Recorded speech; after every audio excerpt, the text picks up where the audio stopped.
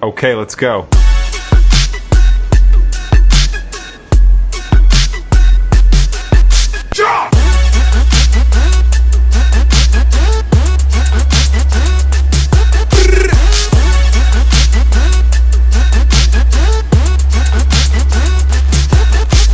Okay, let's go.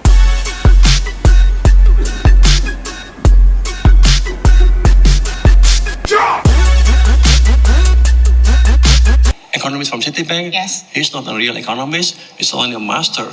You should ask a PhD to answer that question.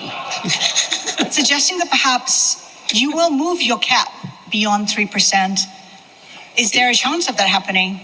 I'm the minister, not him. I understand fiscal policy very, very, very well. I learned from the best, from everybody in the world, about fiscal policy.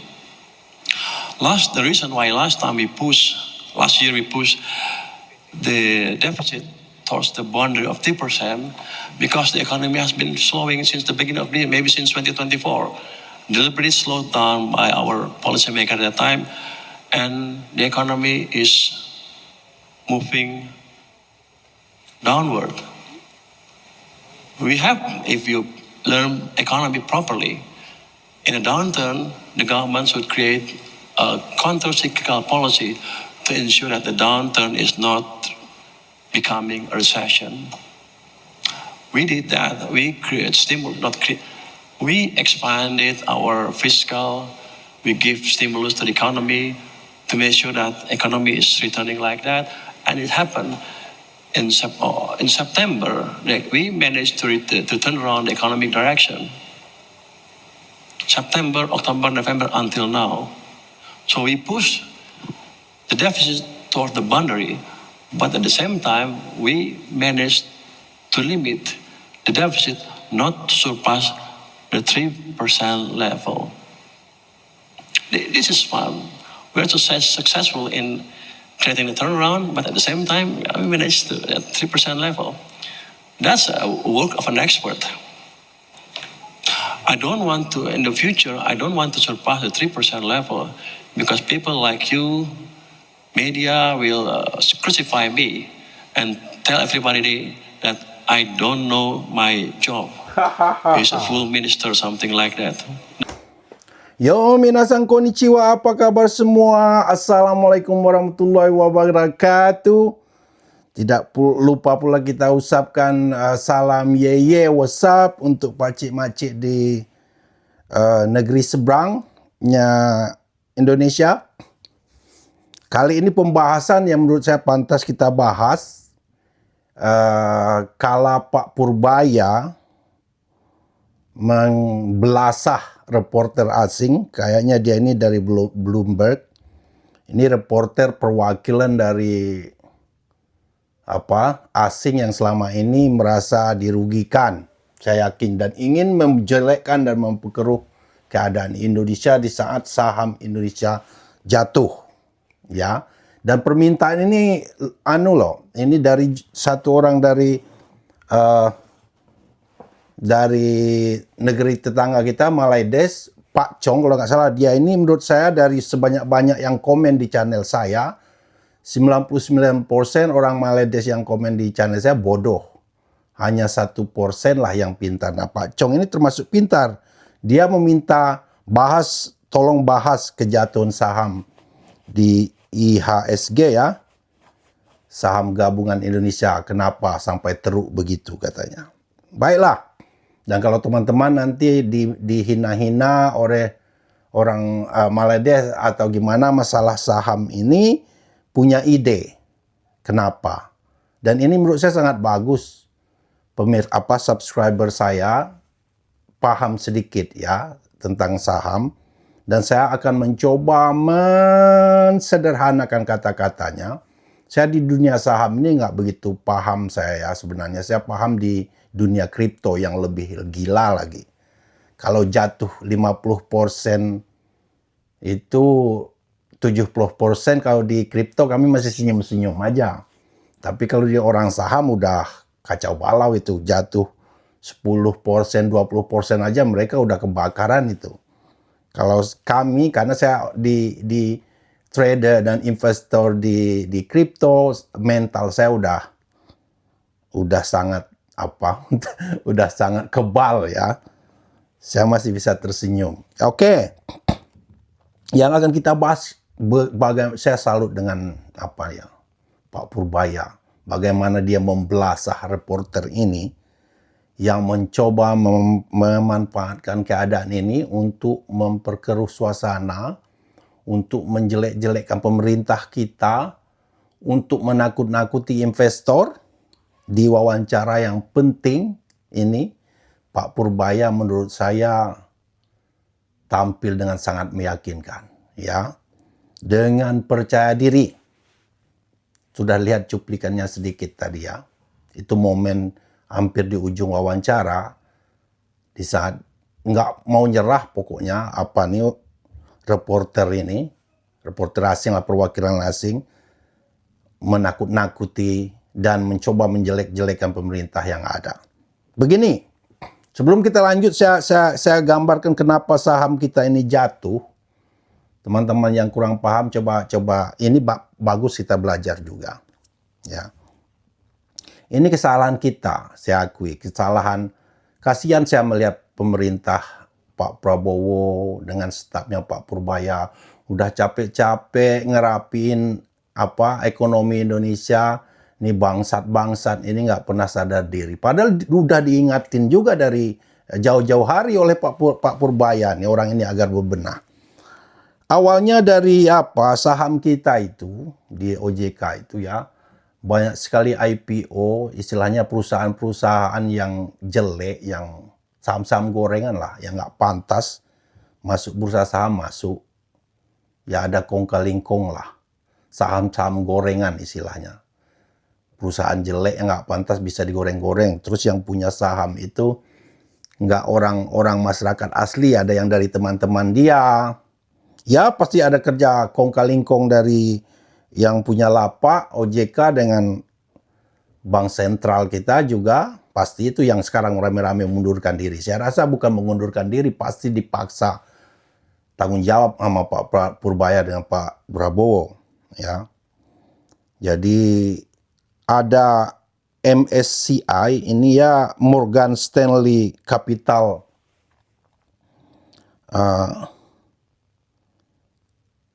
yang punya internasional ya, Morgan Stanley Capital Internasional ini istilahnya tokeh besar lah. Saya sederhanakan kata-kata. Tokeh besar yang bisa ngasih modal di perusahaan-perusahaan dunia. Jadi dia ini udah mewarning orang-orang OJK, orang-orang yang bertanggung jawab dengan saham Indonesia ini agar membersihkan praktek-praktek begini. Itu saya setuju, praktek-praktek kotor begitu. Masa saham Indonesia itu naik dibatasi? Bayangin, saham itu perusahaannya bagus, sahamnya bagus, mau naik itu dibatasin. Kalau jatuh dibiarin aja. Naiknya umpamanya batasnya cuman 100% umpamanya. Kalau jatuhnya naiknya dibatasin cuma 20%. Jatuhnya dibiarin. Lah kok aneh loh. Kok naiknya dibatas gimana? IASG ini lambang dari ekonomi kita. Kalau ini jatuh, orang luar negeri melihat ekonomi kita jatuh. Semuanya. Lah orang mau naik kok dibatasin. Bayangin kotornya permainan di sana. Kenapa? Karena kalau perusahaan bagus itu, kalau naik sahamnya, orang kan nggak mau jual, orang pasti hold, pasti tahan. Nah mereka yang punya lapak nggak dapat untung, mereka ini maunya jual beli orang. Biar naik sedikit jual, turun sedikit beli. Kenapa? Karena dia dapat komisi dari situlah. Itu uang mereka dari hasil jual beli ini. Saya permurah aja lah.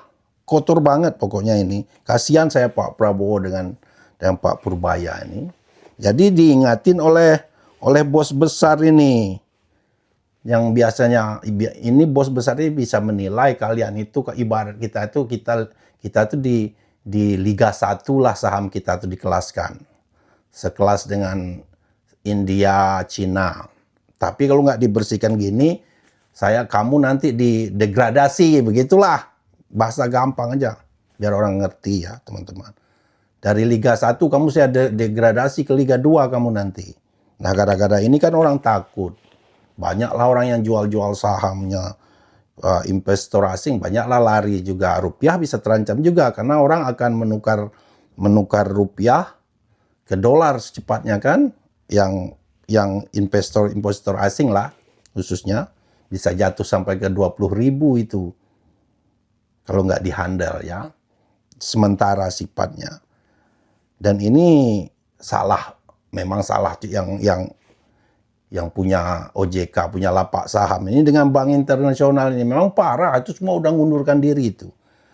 Padahal udah diingatin sama Pak Purbaya, bersih-bersihkan kalian udah diingatin. Bikin laporan ke bos besar MSCI ini. Benarin itu, tapi dicuek-cuekin kan. Sampai ancaman inilah yang membuat orang panik. Itulah awalnya. Jadi kesempatan itu digunakan oleh orang-orang yang asing yang selama ini nggak membenci Indonesia untuk menjatuhkan ekonomi Indonesia, untuk menjatuhkan rejim Pak Prabowo dengan Purbaya dengan sekarang yang jelas benar kan, sampai dia nyinggung-nyinggung tadi kenapa tambang-tambang di daerah sampai di perkebunan itu disentralisasikan. Bukan disentralisasikan. Pak Prabowo itu di tambang-tambang liar yang banyak korupsi kan pemerintah daerah yang dibenarin. Kebun-kebun liar itu dijadikan kemarin termasuklah kebun sawit yang 4 juta hektar itu orang mana punya itu. Bukan disikat negara, memang harus digitukan, dikembalikan ke negara. Orang ilegal bayar pajak enggak, tak siapa yang punya itu kong-kali-kong dengan orang pemerintah daerah kan. Tentu saja orang asing yang bermain di tambang-tambang ilegal dan kebun-kebun ilegal itu marah. Ya inilah reporter ini kayaknya mewakili itulah, mencoba menjatuhkan Pak Purbaya dan pemerintah Indonesia. Pak Purbaya mantap sekali dia menjawab.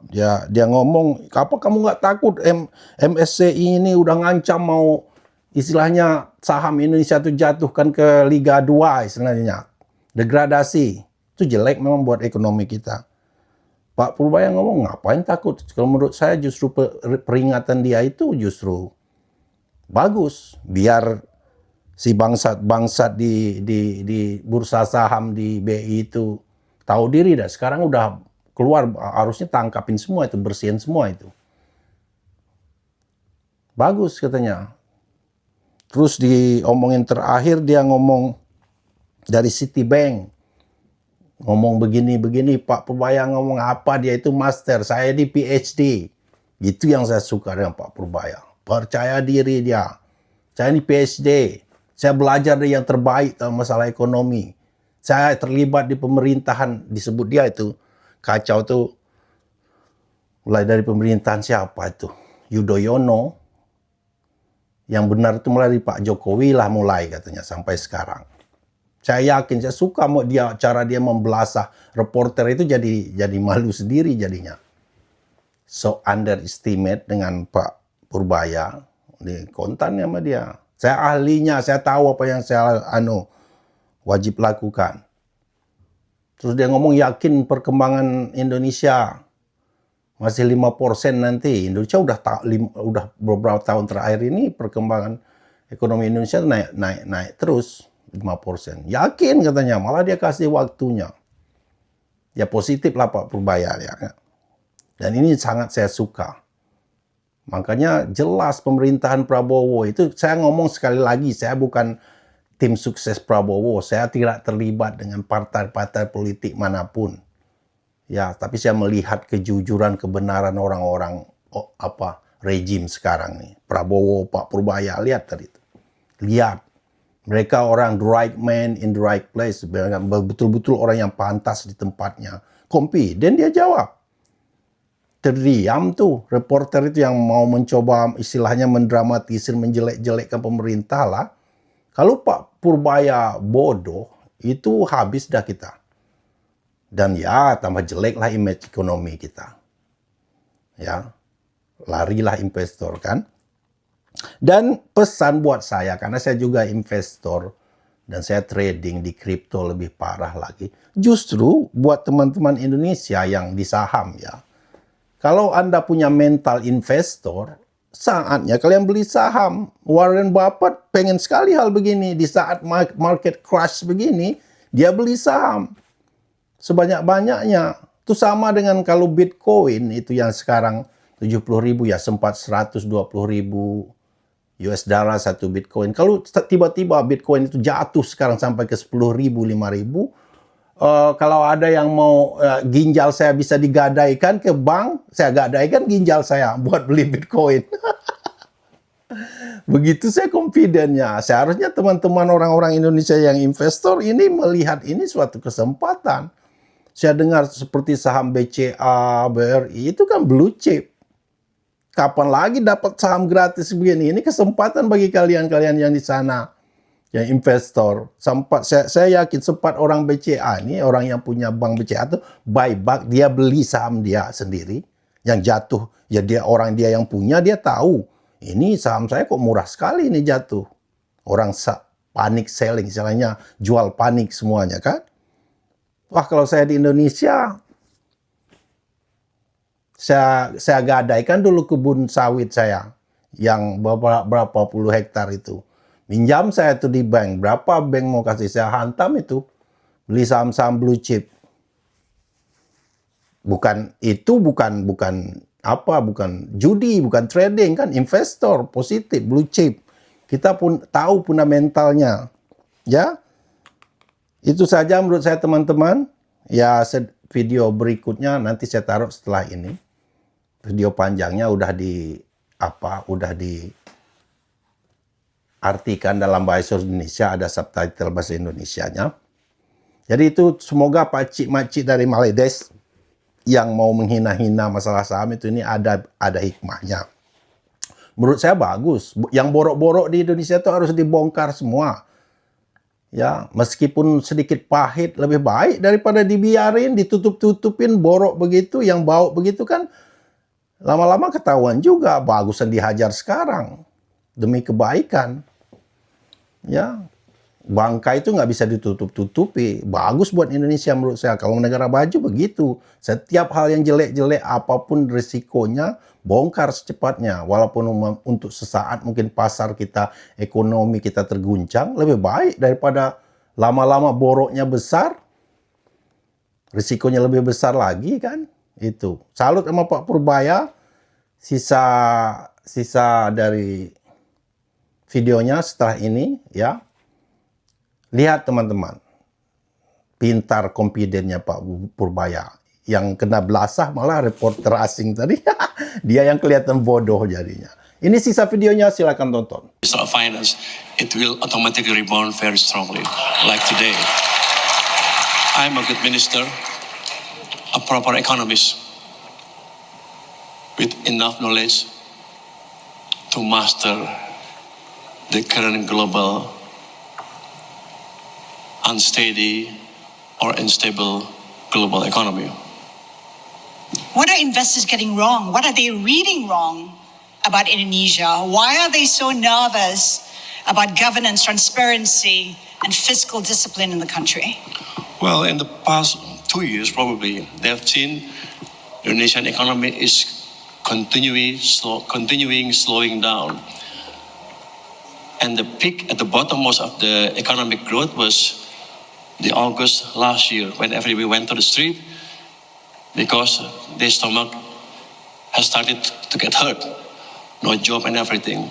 So the current government installed me as the Minister of Finance and asked me to change the direction of the economy.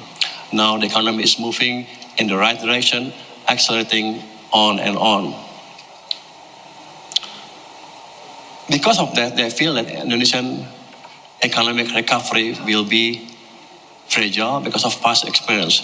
But after 4 months of what's happening in the economy, I think it's clear that the recovery in the economy is robust and it's going to be stronger and stronger. The market transparency has been like that for quite some time. I think in every market in the world, there's a kind of intransparency to some extent. But in my country, it's getting too big, the intransparency. That's why there's a market reaction. But it's kind of normal. If we correct the intransparency, then we remove the disease from the market. We will impose a transparency in the market, and people will take a look at the fundamental of the economy again, which is strong because we are improving the economic condition. We put enough liquidity in the system, our fiscal stability, our fiscal expand, giving stimulus to the economy, but to the extent not surpassing the limit of 3% of GDP, for example. So despite the stimulus, we maintain the fiscal prudency. Compared to Japan, the US, and any other country, and any other countries in the world, we are quite in a good position. So don't worry about investing in the country. I'm a smart minister. Let's break it all down. I think the most recent development is the MSCI threatening or saying that Indonesia is at risk of being downgraded. What went wrong there? As I told you, the intransparency in the market was quite big. I've told myself to the stock market management at that several months ago to clarify the market from this cooking practice of manipulating prices of shares, but they didn't do anything. So to me, MSCI warning is a good thing because I can write them to clear the market practice toward the better. Are you concerned about a possible downgrade? No, because improving the condition.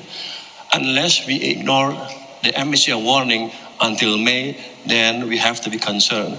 But I think the government and every market regulators have taken a proper approach to ensure that before May this year, we will satisfy what the MSCI wanted. So you should be okay. You should be fine. Investing in my country should be okay. We will follow, adhere to the global best practices. Mr. Purbaya, help us understand. We saw the departure, the exit of the CEO of the exchange as well as a financial regulator. Were they at fault? Were they dragging their feet? Why were they made to leave? Where does the fault lie? Don't you think it's a good sign? The market was not managed properly, and when the market experienced a deep correction, then they should take responsibility, because we know that they are not responding to MSCI wanted properly.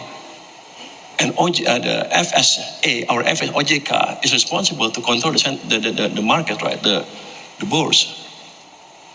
Both of them are responsible for that, including the chairman of the OJK. To me, that's a good sign, meaning that they understand that they are making a mistake and they have to take responsibility for that. You're expressing confidence, but there is a real risk of being downgraded by the MSCI. Are you prepared for that? What measures are in place that could possibly mitigate the impact of a downgrade? No, we will satisfy all of the MSCIs, all of the things that MSCI wanted, including basic transparency.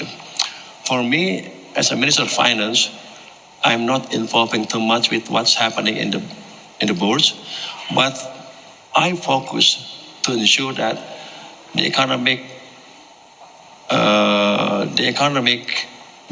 moving in the right direction.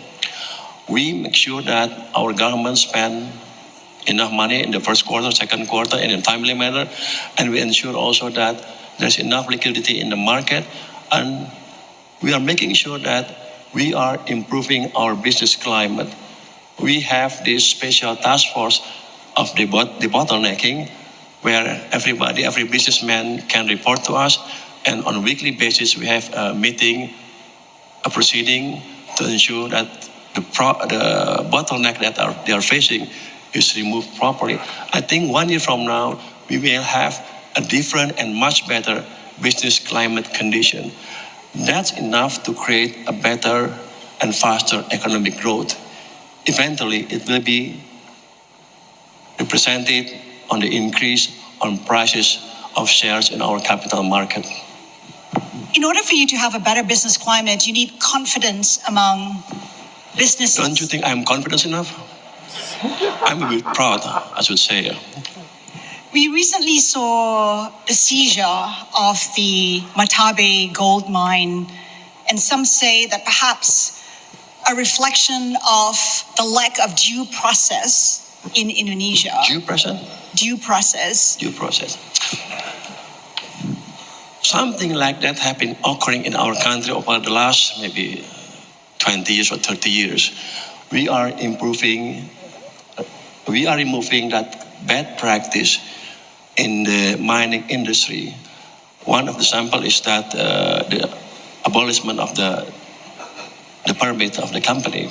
This is one step to make sure that we are conducting a good investment climate, a good practice in mining activities in the country. It's not like we are against mining, but we are against illegal mining. Is the government in conversation with Jardine? It caught them by surprise. It caught the investors by surprise. And people are now concerned about putting money in Indonesia because they're unsure the investment is safe. Are you representing Jardine? But Jardine can always complain or file a complaint to our government as long as they conduct their business properly. It's not the end case. It's not the end of the game. They can come to us, not to me, to the minister responsible for that, and state their case. And our government is very fair. Just to follow up on that, because we speak to a lot of investors who seem to be under the impression that Indonesia, the government, is centralizing control and power. It's taken on the tycoons. It's done the seizure of the mine. Should investors be concerned that there is a centralization of power in Indonesia? No, we are not centralizing. What we are doing is improving the decentralizing system. After the crisis, we are conducting this decentralizing system, right? But the practice has been not that good. Many corruption here and there. Yeah? In every region, maybe hundreds of region leaders have been put to jail because of corruption. Now what the president wants to do is improve the practice by absorbing some of the regional activities to the central government. Then the central government implement that money in the same region with central government direction. After they learn from that, I think 5 years from now, we will return the decentralization process as it was, but with better quality, with better management quality. We have to educate our regional leaders. We are not going to centralize again, because the amount of money that is spent in the region is actually the same. So you're confident that clarity will come to investors? I'm confident, I'm proud, as I said before. Are you also confident you'll attract the FDI that the country wants? Say it again? The FDI, are you confident? Because right now investors are just holding back, sitting on the sidelines. Sure. The FDI will come to the country, to a place where it offers better or best return, right? When our economy grew later at 6, 7 or more %, it offers better return for every investor that comes to the country.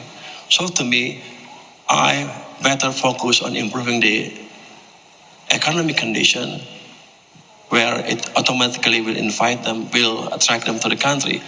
I don't want to go to them and begging them while at the same time the domestic economic condition is not good. So the domestic economic condition, a better domestic economic condition is a must before inviting FDI. When I have a good domestic economic condition, like grow 6 or 7%, it will be easy for me to attract them to the country. At the same time, now I have enough money to push the economy growth towards 6 or 6.5 or 7%. What is the path to growth? What is the path to growth above 5%? Because now the minister is better than before. Second, over the last 20 years, our engine of growth has been crippled. In the first 10 years during Yudhoyono era, it's only the private sector who drove the economy, while the government basically sitting there doing nothing. He didn't build many infrastructures, but during Jokowi era, the other way around occurred. Jokowi built infrastructure everywhere in the country, but the private sector basically a bit dormant because the monetary policy was not supporting the private sector. Now we are trying to move both engine of growth, the government sector and the private sector. With that only, growing above 6% is easy. In addition, I'm improving the business climate. I think after that, growing above 6 is not that difficult. So we are utilizing all of our engine of growth in the economy to make sure that we are growing at a full capacity of the economy. Give us a timeline. Do you see This year 6%, next year 6.5%, the following close to 7%, close to 2029, close to 8%. If I'm still here. so you are confident of achieving that growth target? I'm confident because I've scrutinized the economy for the last 25 years. I'm involved in the first 10 years of Yudhoyono and the first 10 years of the second 10 years of Joko Widodo. I was advisor of President Susilo Bambang Yudhoyono and also the advisor of President